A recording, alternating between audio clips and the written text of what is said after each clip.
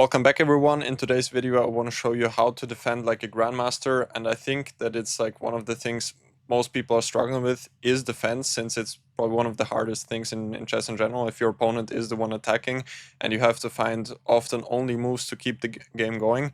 So I feel like this is one video which will definitely be helpful for a lot of you, hopefully. And I prepared a couple of games to showcase the most important aspects of defense, and hopefully you will get some value from the following game. So I hope you enjoy the video. So this is the first example we're going to have a look at, and it is black to move, and as we can see the king on f8 is in quite a lot of trouble. Queen h8 is the biggest threat here, just mate in 1, and here it's up to us to try to find the only defensive move. So if you want to take the time to solve the puzzle for yourself, definitely stop the video now. There's only one move for black to keep the game going. And yeah, what to do about the king on f8. Queen h8 is the threat, but both king moves, both king g8 and king e8 fail. So if king g8, white will just go bishop h6, and again there's the threat of queen g7, and there's basically nothing black can do about it. So this is just lost for black. The problem with king e8 trying to run out, so queen h8 now would be a mistake because king d7 and black's king escapes to the queen side. But the issue is here that white has bishop a4 check, and now black has to put one piece to d7. If the bishop goes to d7, queen h8 again is checkmate because the king now cannot escape to d7 anymore. And if rook d7 with the point of queen h8 check bishop f8, white can simply go bishop a3, and there's no way to defend the checkmate. Instead of, I mean, black can only give the queen with queen e7, but after bishop e7, of course, white is just winning here. So king e8 also doesn't work for that reason, which brings us already to like one certain point where we have to look for other moves except for the king move. The rook also cannot really move. Let's say rook d7, because then white can give queen h8 check, king e7 and bishop g5, and we'll just pick up the queen on d8. Or give even checkmate before, if f6 looks like the only move, and now bishop f6 is just checkmate. So the only move in the position here for black is bishop e5. So with that move, we're controlling the h8 square, so now queen h8 is not possible anymore. So white has to take on e5 for that reason. And now this is like the key concept of defense in general, is you try to exchange as many pieces, preferably queens. If your king is attacked, you try to exchange queens. So in this position, in the starting position, what I didn't even mention is that black is a whole rook up. So what mostly happens if the attacking side often sacrifices material in order to get this attack, and then the task for the defender side is often to give at least some of the material back to survive the attack. So this is what black is doing here, bishop e5, the only move that doesn't lose, but at the same time wins for black. And if d takes e5, now the whole point, now queen b6 check, and black trades the queens and ends up an exchange up. The important point is also after queen b6, a takes b6, there is no bishop a3 gaining back the exchange because the rook on a8 is now in the play, and black can simply take on a3. So after bishop e5, it's us who is happy here. Bishop h6 check, just king e8, and again if d takes e5, queen b6 again manages to exchange the queens. So bishop e5, the strong defensive move when black is doing very good here. So this next example is probably one of my favorites. It's a real game between Vasily Graf and Wang Hao from the Weikannsee tournament 2011, which I think is somewhat unknown, or at least somewhat forgotten, this example. But Wang Hao showed a very, very nice defense in this position. So it's black to move. Vasily Graf has just played bishop e7, and white has the huge threat of knight g5 followed by queen h7. And black has only one way to play against that, and it's a very forcing solution which black has to find, which Wang Hao managed to do. So it's not obvious at all how can you even prevent knight g5. The first move I would have came up with is rook c1, trying to start a counter attack, but the issue is that white can simply play knight g5 anyway, and after queen f1 check, just king g3 and queen g1 check, king f4, and black doesn't have anything better than to give the queen on f2, and white is of course just totally winning. Otherwise it will be just checkmate on h7, since black doesn't have any more checks in this position. So the move which Wang Hao played is the incredible knight to d3, just leaving the queen on b5, but if white takes, which Vachier did, then black has this perpetual check with knight f4 check, king g3, and knight e2, and this is how the game ended. Such a move repetition, which probably none of us see that often. White can also play on with king h1, but it's not very advisable, since after rook c1 check, knight g1, now knight e2. Now black is the one threatening checkmate on g1. So white would have to go king g2, and now after rook g1, king f3, king h3 doesn't work because of knight f4 checkmate. King f3, knight takes d4, king e3, knight takes b5, and here now white's attack has vanished, and it can only be black who is better, since now all of the pieces are active, and also black is not any material down. He has two pawns and knight and rook for the queen, and the queen on h4 doesn't do that much either now. So therefore Vachier decided to go for the move repetition here. There was actually one more incredible point after knight d3. First of all, I also want to mention why knight g5 doesn't work now, since again queen h7 is a huge threat, but now black has knight f4 check, and king can never move to the first rank because of rook c1 checkmate. And if king g3 now, there's queen takes b3 with check, king takes f4 doesn't work because of bishop d2 checkmate. And if f3, the only other move, then bishop e1 just picks up the queen on h4.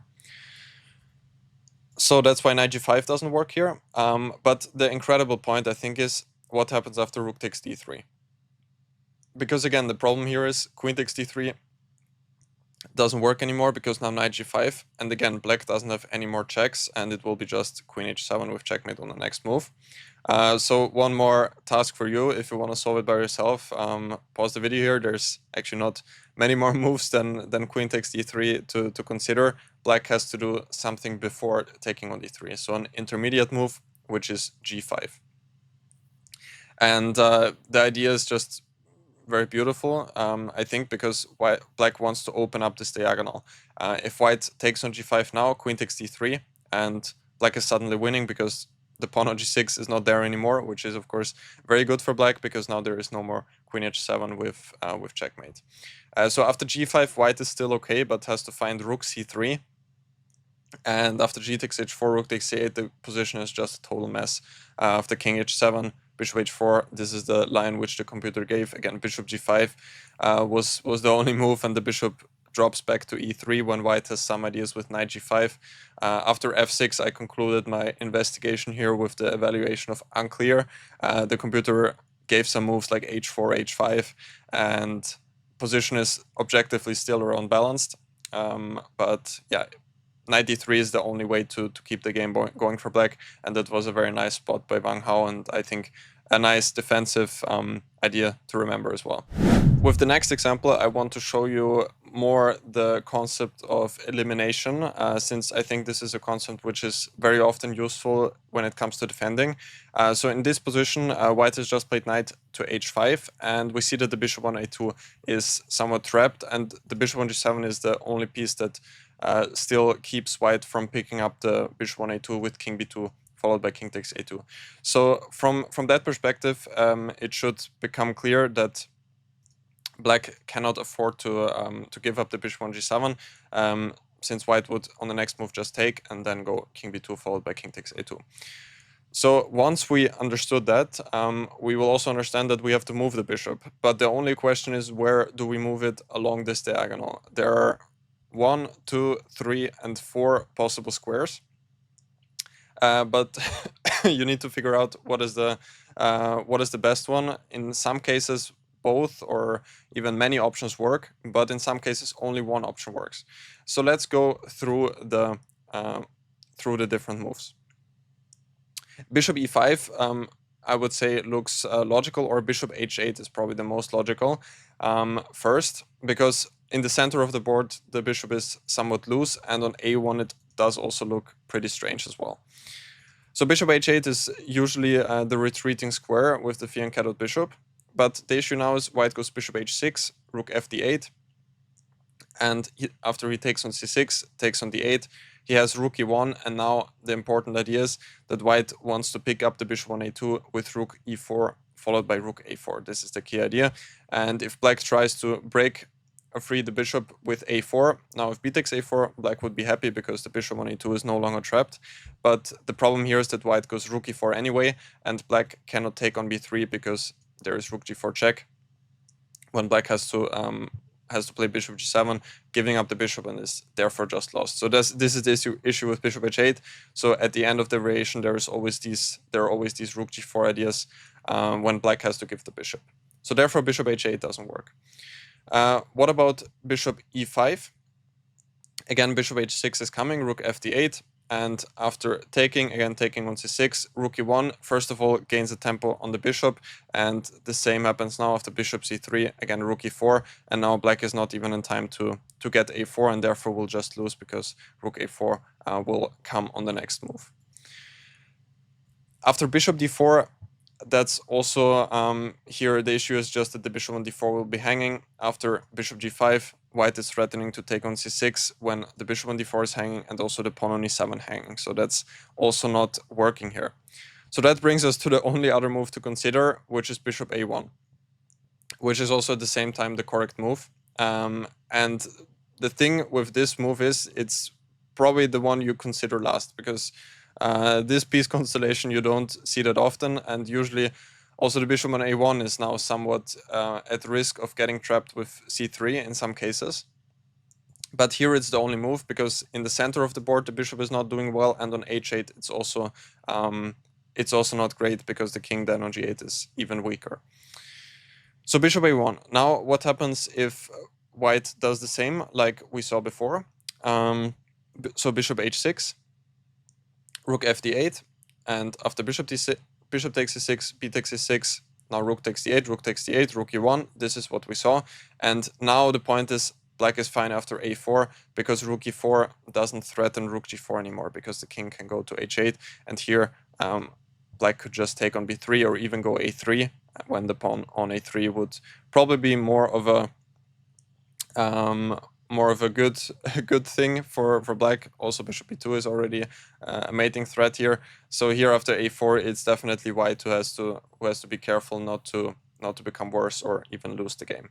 So what I want to emphasize is just when it comes to defending, you should look for all possible moves and then try to conclude first of all which are not possible, and then you will be left slowly but surely you will have less and less options, and at the end you can probably conclude which one is the best way to go. And you also need to be very creative often when it comes to defending, because the most obvious moves often don't work, so you need to come up with ideas like in this position bishop a1.